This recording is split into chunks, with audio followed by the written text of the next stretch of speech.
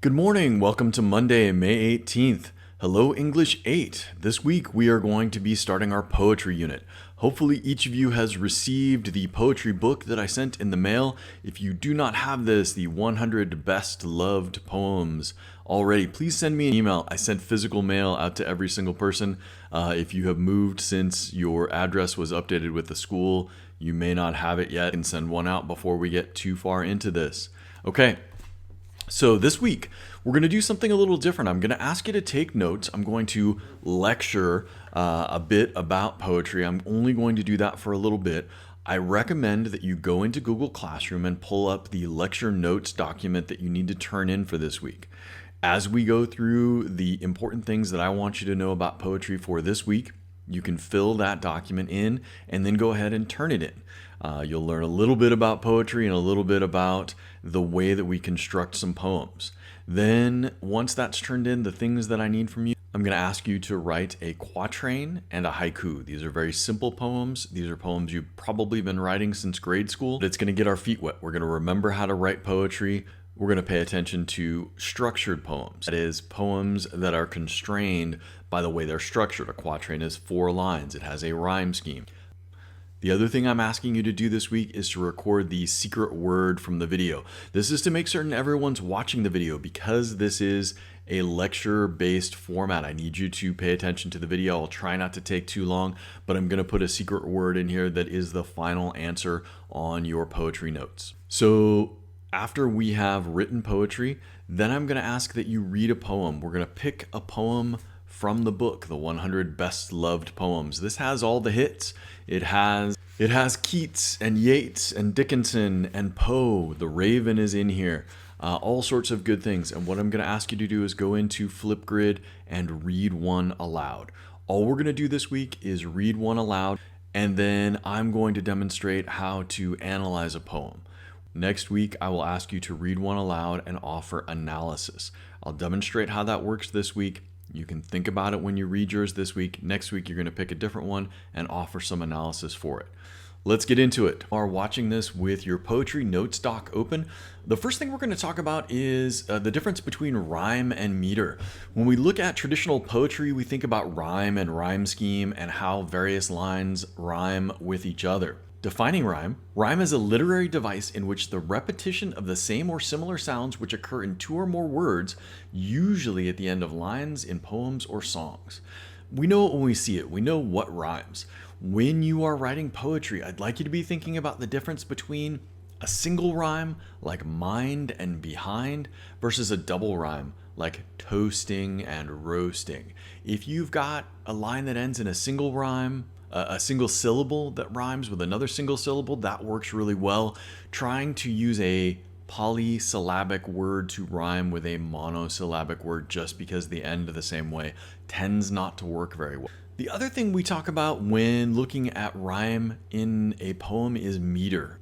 Technically, meter is the series of stressed and unstressed syllable patterns in a verse or within the lines of a poem. There are things that later on you may come to learn about, feet, but we're not going to talk about them just now. We will when we talk about sonnets. Think of the pattern of stressed and unstressed syllables. Shall I compare thee to? The pattern of stressed and unstressed syllables. Shall I compare thee to? The syllables that within the line have a stressed and an unstressed component. That is, emphasis is placed on them. We're also talking about number of syllables per line. And so if you have a line that is 15 syllables long and you're trying to rhyme it with a line that is only 5 syllables long, it is going to sound dissonant to our ear. It's going to sound not right. And so we want to pay attention to number of syllables in a line as we're rhyming. Okay, different forms of poetry, just broadly naming what type of poem something is. The first one is didactic poetry, and didactic just means to teach, and that is literally what a didactic poem is. Poetry with the intent to teach. Their example here that I borrowed is 30 days have September, April, June, and November. All the rest except for one have a total of 31. It's rhymey, it helps stick in your head. To help you learn something, if you can rhyme it or sing it, that it sticks in your mind and you will remember it. rhymed verse. Now, rhymed verse doesn't have to have the same sort of matching meter that we see in something like a quatrain. Rhymed verse simply means poetry with lines that rhyme that has no specific meter. And you're going to see what I'm talking about when I say that having different meter or different number of syllables that match with their stressed and unstressed count in each line feels wrong. Even though the very last sound may rhyme, it sounds odd, and it's difficult, frankly, to read and get all the way to that rhyme. I find it very difficult to enthuse over the current news. Just when you think at last the outlook is so black that it can grow no blacker, it worsens. And that is why I do not like the news, because there has never been an era when so many things were going so right for so many of the wrong persons. They rhymed worsens and persons, but it was a heck of a journey to get there. And even the I find it very difficult to enthuse over the current news, the difference between those lines makes us feel like maybe it doesn't rhyme or they don't go together. There's just a difference in the number of syllables. Finally, when we get to a narrative poem, a poem that tells a story, usually it has the same basic elements as fiction. You've got a plot, there are characters, there is a conflict. We go on a journey in a narrative poem. It is a poem that tells a story. Okay, for this week, I am going to ask you to write a quatrain and a haiku. So let's look at a quatrain. A quatrain, 4 lines of poetry. Quat, same Latin root as quattro. So 4 lines of poetry with similar meter and a specific rhyme scheme. And it can be one of these stated patterns. They talk about lines that go together having the same letter to note them. And so you see AABB, ABAB, ABBA, or ABCB. Generally, those are the ones you're going to see for a quatrain. So let's look at our example. Because she did not like the beach, the artist stirred some blue and green to paint an underwater scene. It was a task within her reach. The first line is labeled as A. It ends in beach. And we don't rhyme with that line until we get to the very end. We can see reach rhymes with that first line, so we're going to label it as A as well. The second line, after beach, we end in green. That doesn't rhyme with beach, so we're going to label it as B. To paint an underwater scene. To paint an underwater scene. So we have green and scene that rhyme together. So we've got A, B, B, and then we get reach and beach that rhyme, so those are both A's. As we go through, the very first line is always going to be A. If the next line rhymes with it, we will give that an A. If it doesn't, we're going to name it B. If the third line doesn't rhyme with any of those, we might label it C. And so we could have this A, B, C, B pattern. So you can, if we were labeling a longer poem, if we had something that was beach here and reach here, and as we went down and we had something else that rhymed with beach and reach, we would label that A as well. That's the initial rhyme pattern. Okay, so a quatrain is 4 lines that rhyme in one of these 4 ways. Easy enough. There's a famous poem in your notes, roses are red, violets are blue. I'd like you to pick out the rhyme scheme in that and label that poem appropriately. That's our practice. All right, for haiku, you probably have written haikus in grade school. They are fairly easy to write because they are a fixed structure. So a haiku is a form of Japanese poetry consisting of 3 unrhymed lines. They do not rhyme, but we have a fixed number of syllables. The first and third lines have 5 syllables, and the second line has 7, so it goes 5, 7, 5. The haikus are snapshots of nature. That is, they are generally about nature and describe a brief moment or a scene. They often make reference to the seasons. Now, we've seen haiku that are not at all about nature. Traditionally, they are about nature. They do not have to be. What you want to do in something that is an unrhymed poem like this, to make it poetry, we're going to follow the structure. That makes it a haiku. But to make it poetry, we are going to try to use descriptive language. We want to paint a picture in our readers' minds. We want to use visually descriptive language. We want to use language that appeals to the senses. We want to help our reader experience the things that we experience when we look at something in nature or look at something in life. One of the things we need to do as we are looking at writing quatrains and haikus is count syllables. So I'm going to show you the elementary school way of counting syllables. Before I go on, please answer number 9 in your poetry notes. The secret word is cheeseball. The secret word is cheeseball. Now, taking a look at the haiku, when we count our syllables, we want to make sure we have 5, 7, 5. So we've got the autumn wind blows. The autumn wind blows. Okay, here we go. So this is what we remember doing in elementary school to try to count syllables. I'm going to use the same haiku.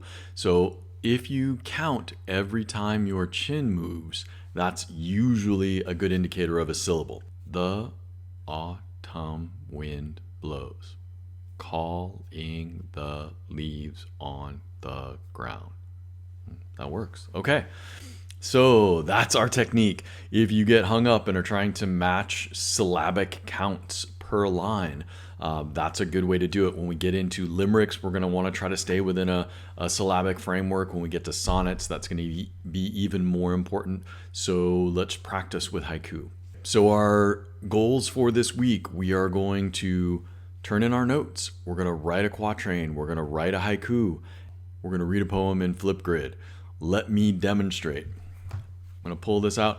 You can find anything that you like in here and read it. We're just going to read it out loud. Practice a couple of times so that you aren't surprised by the words that come up. There are some good, fun poems. There are some poems you will recognize. For those of you who want to have some fun, I'm going to suggest Robert Burns. Robert Burns is one of the earliest romantic poets, and if you take a course in English literature, he is likely one of the first that you're going to hear about. So in our book, it shows that he lived from 1759 to 1796, and that he is the national poet of Scotland. He's often writing humorous songs and poems. They're about life in his homeland, and they are in a Scottish dialect. So here's the hot tip. If you are reading Robert Burns, you want to channel your inner Shrek or groundskeeper Willie from The Simpsons and try to speak in the dialect. So I'm on page 26 in the book. I'm just going to read the first couple of stanzas on To a Mouse, on turning her up in her nest with the plough, November 1785. Wee sleekit, cowrin timorous beastie, oh, what a panic in thy breastie. Thou need na start away so hasty, with bickering brattle. I would lathe her in and chase thee, with murdering prattle. Yeah, I'm kind of more Scotty from the Enterprise there, but here we are. I'm truly sorry man's dominion has broken nature's social union, and justifies that ill opinion which makes thee startle at me, thy poor earth-born companion and fellow mortal. Robert Burns apparently turned over a mouse nest with a plow while plowing a field, and thought to himself, oh dear, look at them all run away. I shall continue plowing? No, I shall immediately go and write a poem about how sorry I am that I have disturbed your nest. That's rad. That's why the romantic poets have sort of a reputation as being squishy navel gazers. 3 things I'd like you to do when you analyze a poem. What is literally happening in the poem? Who is speaking? It's not always the author. Sometimes it's a character they've created. And then what do they mean beyond the literal meaning of the poem? So in this case, what is literally happening? This is fairly obvious. He has plowed a field and turned over some dirt that has exposed a mouse nest, and they have scurried away, and he's writing a poem about it. Who is speaking? Is it literally the poet, or are they creating a character to inhabit the poem? And in this case, it appears to be the author himself who's speaking. And the third thing is there meaning beyond the literal meaning? And so if we look at that last line, poor earthborn companion and fellow mortal, the meaning is that he is feeling a community with nature. And so I don't think it's too deep a meaning other than he feeling kinship with a creature whose house has been disturbed and feeling a little bad about it. So that's where we are. Some of these are a little deeper. Some of you will find The Emperor of Ice Cream and think that's a jaunty title, and I shall read that and it will be amusing. But that author has a lot of deep meaning in that poem, and it's a difficult one to pick apart. Maybe we'll do that as a class. The author is your choice. A lot of people who choose Emily Dickinson, I've linked in the document this week. Her poems tend to be dark and brooding and about death. It turns out she wrote a lot of her poems in seclusion. So Emily Dickinson is a good choice. A lot of dark and brooding. If that's what you're into, there's that. If you want something a little lighter, there are plenty of things about nature. You can choose one of those. Just go ahead and record it on Flipgrid and we'll take a look. That's all I have for this week. Don't forget to like and subscribe. If you have questions, I'll be in the Google Meet. You can send me email, or I'll answer any of the comments in Google Classroom as quickly as possible during the school day. I don't pay you to slack off.